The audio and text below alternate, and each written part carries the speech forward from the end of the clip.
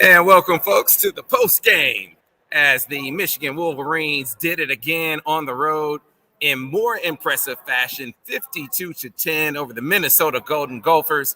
I'm Sam Webb here from the Michigan Insider. We got Alejandro Zuniga on site in Minneapolis as he just watched a complete thrashing of the Golden Gophers, who were a little more game than I expected them to be out of the gate, Alejandro. But Michigan, after clamping down on some things on defense, really put them away. Yeah, I didn't realize this stat until someone tweeted it at me, but Michigan gave up 0 passing yards in the second half, which is a remarkable stat. Add on to the fact that Michigan outgained this team, held them under 170 total yards.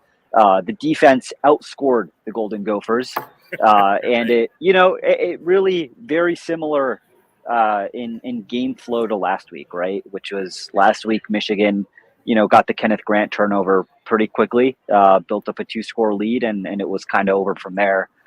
Here, 14 seconds in a pick six, right? JJ McCarthy steps onto the field for the first time, and Michigan's already up front. Michigan goes up a couple scores, and while it was never, at least to the second half, a total blowout. It was also not very uncomfortable for Michigan at any point tonight.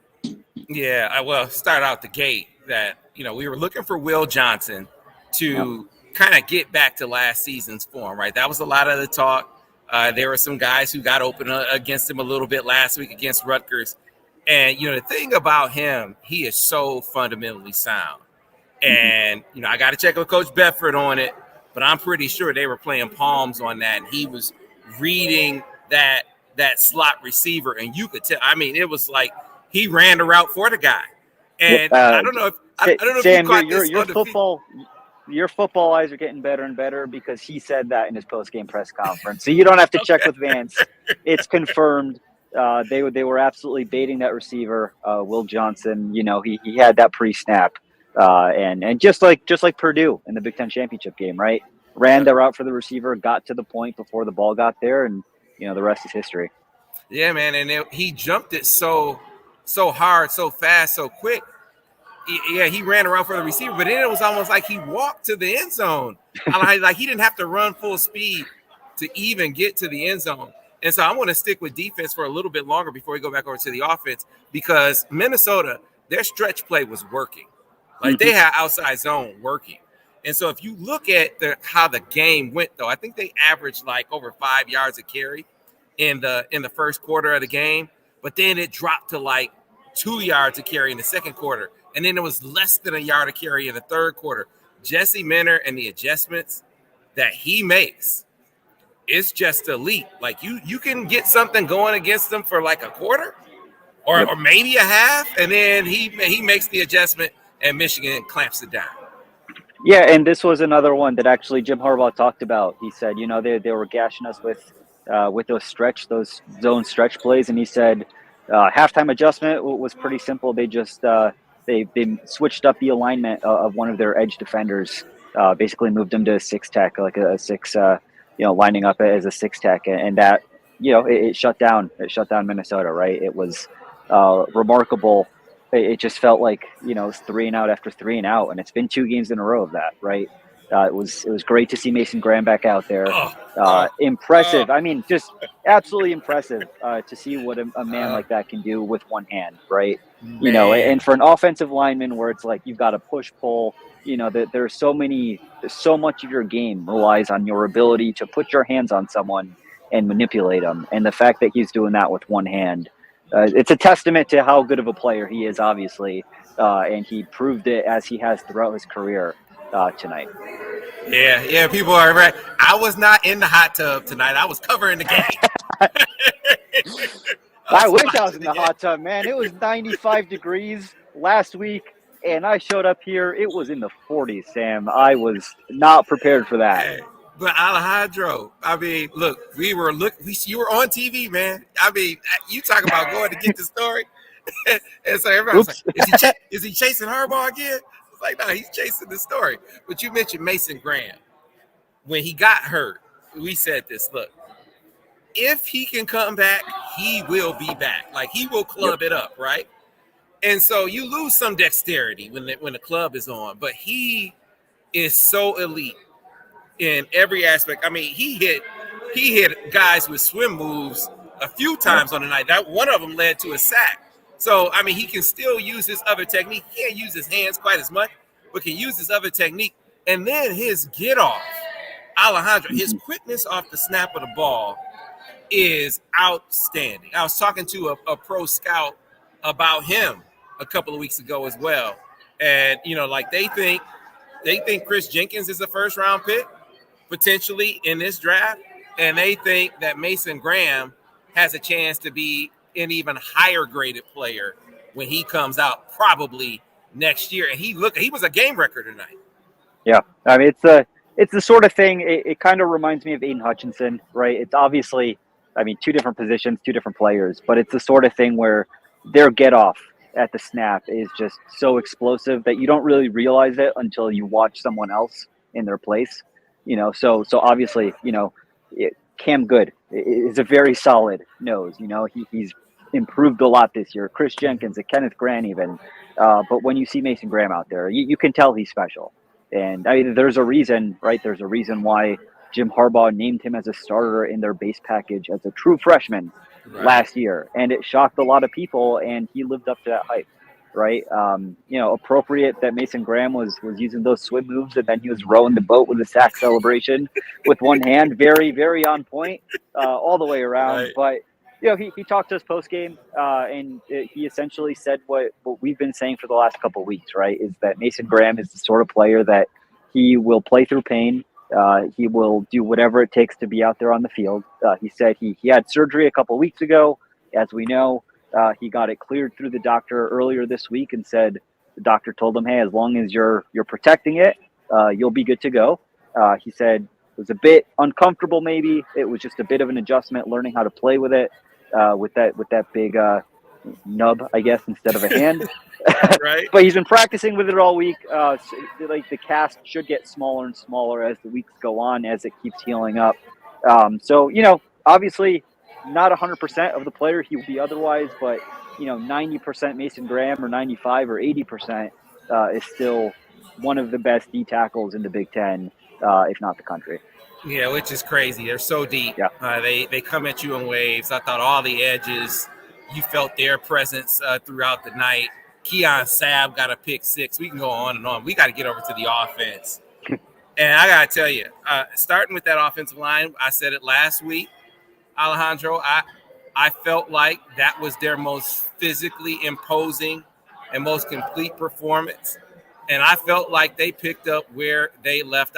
I feel like, and I wrote this after the game, this is the line. Like we saw Miles Hinton came back, and Miles Hinton looked good in the snaps late in the game. Yep. But they've looked so good that it's hard for me to imagine them going back and saying, okay, the competition is ongoing. I think they found their five. Yeah, it's the sort of thing where it's gotten better and better every week, right? And that's what you want to see from an offensive line. That's what you expect to see. We've talked about this before, but from the center position to the tackles, like all the transfers did not play in the spring. Ladarius Henderson wasn't able to join the program even until the fall. So all of these guys were very, very new to the program, and it took a while for that offensive line unit to gel, and it took a while maybe for the coaches to figure out exactly what they had in those guys. But these last couple of weeks, Minnesota, if you want to say one thing about Minnesota, like they are physical on the line. That's PJ Fleck. That's what he's done. They are big and physical on both lines, as Michigan tries to be, and similar with Nebraska last week, right? Is the team that came in, ranking very highly in stopping the run and on running the football. And in both games, Michigan, proved themselves to be the better team, proved why they are the cream of the crop in the Big Ten, and it's these last couple of weeks, it's the sort of thing where it feels like a drive that doesn't end in a touchdown is a disappointment, right? And it just feels like a drive that doesn't end in a touchdown is a wasted opportunity. And that's such an aberration to a normal offense, right? Like you don't expect an offense to score points on like every single possession. But this offense, it's just too many weapons, too hard to stop consistently. And as we saw, the Dam just brought 50 plus points. And I know that wasn't all the offense. Of course, Right. 2 pick sixes, that's going to help with that. But to put up that number of points in when it's two teams that like to run the ball, when it's a Minnesota team that completed 0 passes in the second half. So the clock was running for a lot of that game, and Michigan put up 52. It's very impressive. Yeah, you saw the first pin and pull of the season, right? That's one of their bread and butter. Think about that. And so that's the other thing. You look at how they built the offense, or how the offense has grown over the course of the season. There's an element or some elements they add every single week, right? And so pin and pull had been a staple. They busted out tonight and goes for 40 yards with Blake Corum, right? You saw, I think, the most involved in the passing game for Donovan Edwards, who, again, still getting them on track, but this was a step in terms of the passing game, at least. Khalil Mullings continues to look good running the football. Again, you feel this is, I asked Borges to give me a comment about their run game tonight, Al, right? He said, this is the most diverse run game in the country. With what and they JJ's do. part of that, right? And JJ's part of that. And it was a physical game, Sam. That's part of it too. And JJ told us post game that he's been playing a bit on a bum ankle.